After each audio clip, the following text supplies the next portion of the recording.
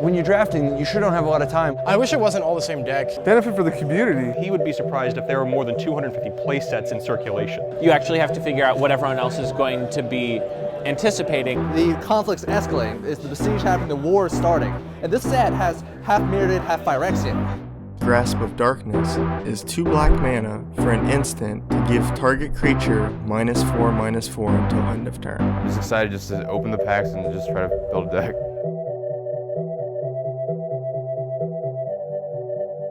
Hello, and welcome to another episode of Inside the Deck. I'm your host, Jonathan Beach, and today we're going to be covering several topics for the week. Our first topic is Pro Tour Nagoya, where David Scharfman won the tournament and was the second American Pro Tour champion from Florida this year. The formats for the tournament were block constructed and draft limited. David Scharfman won with a 9-0 record on Sunday, which is a rare feat indeed. This title will give David Scharfman a hefty lead in gaining Player of the Year, especially with the early Grand Prix title in Paris, which could make 2 years in a row Americans claim the title of Player of the Year. When drafting, there has always been a discussion on what commons to pick. We have a segment with Grannan and Steve McCarthy giving their top picks from New Phyrexia for drafting. When you open a pack, you have a total of 14 cards, including your land. You got 1 rare, 3 uncommons, and the rest are commons. So naturally, the rares are going to be better than the uncommons, and uncommons are going to be better than the commons. But you can't draft, only rares and uncommons because there's not that many. You have to have a 40-card deck, which means roughly 23 non-land cards. So you're going to have to kind of value your commons, which, for the most part, you will actually take those over your rares and uncommons depending on the pack. So knowing how to value commons is really important in relation to valuing rares, because you can kind of tell when a rare is good or not, but valuing commons versus other commons or even the uncommons, that's what's going to separate you from other drafters. Commons are extremely important for drafting because you have 11 of those per pack rather than the 3 uncommons or 1 rare unless there's some kind of foil. But you really need to get a lot of good commons because that's what your deck is going to be made of. Having a bomb is nice, but you can only have a couple of those most likely. So getting a good base deck comes from the commons you'll be drafting. Now, because commons are so important, it's good to know which ones are really good. My personal favorite, the best common in New Phyrexia, is Remember the Fallen. Getting 2 cards for 1 most often, if you build your deck right, is just amazing. It helps blank their removal because you just get back whatever they killed. You do lose a little bit of tempo, but unless they're a hyper aggro deck, you're pretty safe. And just getting back really good creatures or getting back lots of value is pretty amazing. When you're drafting this format, what's the best common to take? Let's say you open a pack, you look at your pack, you see certain commons, and you say, oh, I want to take this.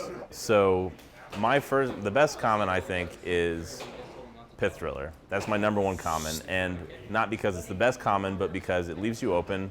And in this format, it's really important because this is the first block where you're drafting backwards.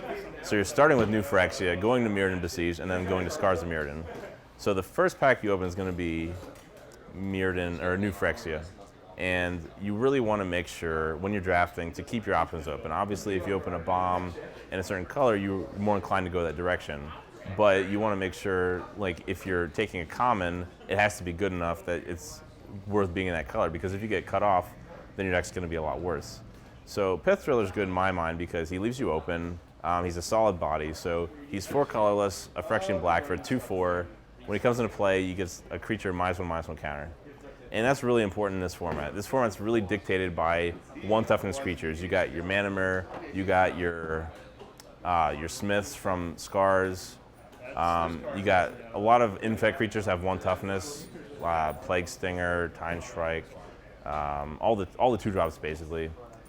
So really being able to do 1 damage is really important in this format compared to most formats. And Pith Thriller does that and is attached to a 2/4 body for only 4 mana and 2 life, or 5 mana if you happen to be playing black, but you don't have to. So overall, he's the most versatile, most powerful, and leaves you the most open. My second favorite card would have to be Volt Charge, just because removal is really good. The proliferation is just a little icing on the cake. Sometimes that'll really come into play. Maybe you're also playing some sort of black with some -1 counters that you can proliferate on, or maybe you're even playing Infect. But just the ability to deal 3 damage to something is really nice. There's not a whole lot that can live from that aside from some of the larger creatures, but it can even help you trade something smaller for a bigger creature. It's just really good removal. It's really solid and one of the best common removal spells in the new Phyrexia. Next one I would say is Porcelain Legionnaire, and this is kind of anti what I was just saying because he's a 1 toughness creature, but what he does is so powerful for how, for the drawback that having 1 toughness involves, that I think it's worth rating him that highly. So he's 2 colorless, a Phyrexian white, again leaving you open, and he's a 3/1 first strike. So it's pretty basic, but he's really powerful. Just thinking about, so your second turn you're playing a 3/1 first strike. They have to have a removal spell, or else he's just going to deal them 3 a turn, or take away creatures, which is giving you card advantage. And so the 1 toughness isn't as relevant when he has first strike because they can't just chump block with the Mirror or some other 1 power creature. So he's actually really powerful in that he forces your opponent to have a removal spell, and removal spells are generally taken really highly. Volt Charge, Grim Affliction, I think those cards are great, and in a vacuum probably better than these other cards. But, Porcelain Legionnaire, Pith Thriller, they leave you really open to draft. You can take those, go into whatever color you want. Obviously, they're not as good in the Infect strategy, but overall, they leave you the most open and are equally powerful in my mind. Lastly, we have Mycosynth Wellspring. Mycosynth Wellspring I just love because you're always going to be playing 2 colors, almost always. It just helps you splash. It's 2 mana to get a land, which helps mana fixing, so you don't have to worry about being land screwed. It's a really good card, and if you happen to have something like a Rusted Slasher or maybe even a Phyrexia's Core, you can sacrifice it for even additional value. So it's just, the mana fixing is really amazing. The fact that you always know you're getting a land with it, it just helps accelerate your game. Even though you're not actually getting up a turn on land, you still get the card advantage from making sure you don't miss a land drop. Going on to my third and final common, again, keeping with the theme of leaving you open when you're drafting and picking a powerful card, is Blinding Soul Eater. And this card is really powerful not in both Infect and non-Infect strategies, because he's a 1/3 for 3 mana, and for a Phyrexian white, you can tap a creature. So either 2 life or 1 white a turn, you get to tap a creature. And having repeatable tapping effects we've seen is really good. Just with Tumble Magnet, I mean, that's close to a first pick in Scars of Mirrodin, and that only works 3 times. Whereas this card costs the same amount, and it's a body, which may or not be beneficial, but at the same time, you get a repeated effect of tapping a creature every turn. And if you're not playing white, it's not as splashable as, say, Pith Thriller or Porcelain Legionnaire because it's a repeated effect. But at the same time, when you need to tap a creature, you can generally gauge whether or not paying 2 life is worth it or not. So having that effect, kind of a pseudo removal spell in colorless, as well as when you're playing white, it's just much better than that. Then it's a really solid card. So those are basically my top 3 commons as far as drafting goes. When you want to make a deck, you want to plan for your Besiege pack, and plan for your Scars pack. You want to pick cards that are going to be really inherently powerful, but also leave you open to drafting certain strategies in case you get cut off. If you didn't already know, the Commander decks are coming out this weekend. There will be 5 100-card Commander decks. We got together again with Jack and Steve about their opinions on the most anticipated cards.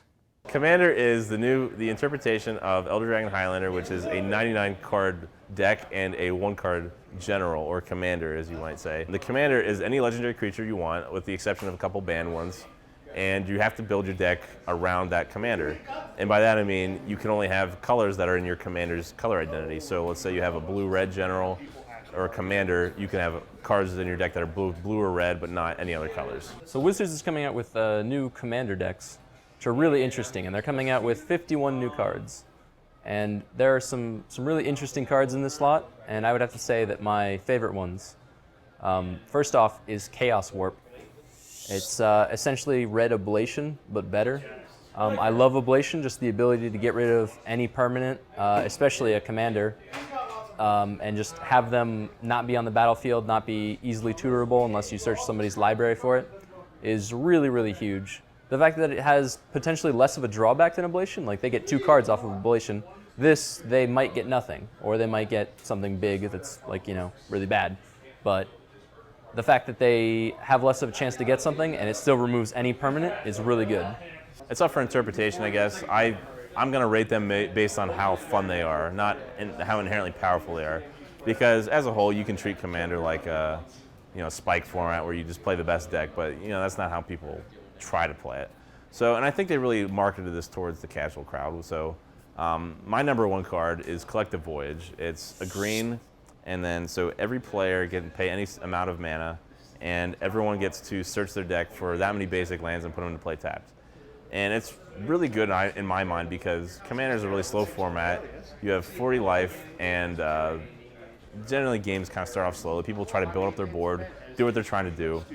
And sometimes people get mana screwed, they're not having a fun time, but in general, people kind of build up to the certain amount of lands they want to do whatever their deck does. And this card, one person casts it, it doesn't inherently give them an advantage. It actually helps everyone else out before them because they're all tapped when it comes into play. So playing this card, not only are you helping the table out so they're less inclined to attack you, but everyone, gets to have the lands they want to do for whatever degenerate stuff that their deck does. So overall, it's really fun. It's going to speed up the game, and it doesn't do anything inherently powerful for you because it helps everyone out, which is awesome. Number 2, my favorite card is, it's a little boring, but Command Tower. The fact that it adds essentially any mana that you need from whatever your general's colors are really helps people with the accessibility of the game, because if you're playing a 3-color deck, it's really hard without a lot of slightly more expensive lands like fetch lands and things like that. And just printing of a card that allows people to much easier access to playing a 3-color deck is really nice. So my second favorite card is Stranglehold. It's 3 colors and 1 red. It's enchantment. It says opponents can't search libraries, and opponents that would be taking an extra turn don't take an extra turn.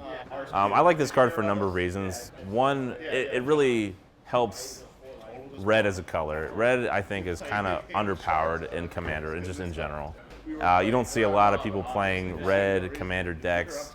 The cards just aren't as powerful because red's known for burn, and when you start at 40 life and you have to deal with multiple players, it's not as powerful as having card advantage. So red really needed some help in order to make it playable in the Commander format. And this card also, it stops a lot of the degenerate type decks where they're tutoring up for various combo pieces. This stops that. They're trying to take multiple turns as time stretch. It doesn't let them do that either.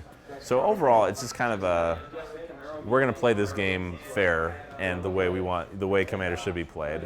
And so I think Wizards, is a good move on their part printing this card because, again, makes red playable, and B, makes it so the degenerate decks can't be as degenerate.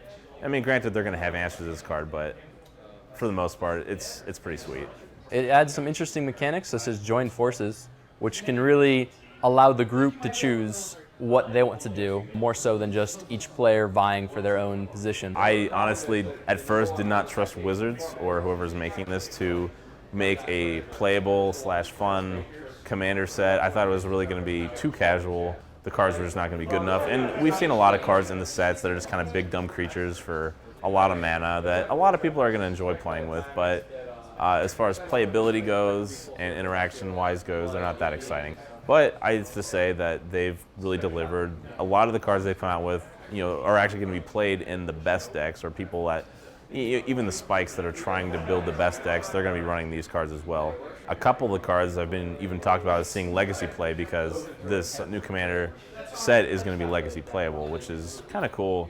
Like, I think it would be really neat if we saw a Legacy deck that was playing a couple of these cards that was inspired for Commander. They're all coming out with Soul Rings. I think they're all coming with Lightning Greaves, which everyone knows those cards are awesome in Commander. And the fact that Wizards recognize that and they're putting one in every deck, I think is a good thing. Like, personally, I think they should ban Soul Ring, but if they're not going to, they should put it in every deck. So none of them undersell, none of them oversell, and they're all widely, clamored for, because we've seen a lot of places sell out of them already. So yeah, I think overall, really positive. That's all this week. We hope to see you at the local stores for the Commander launch this weekend. Stay tuned for next week's episode where we unbox and review the Commander decks.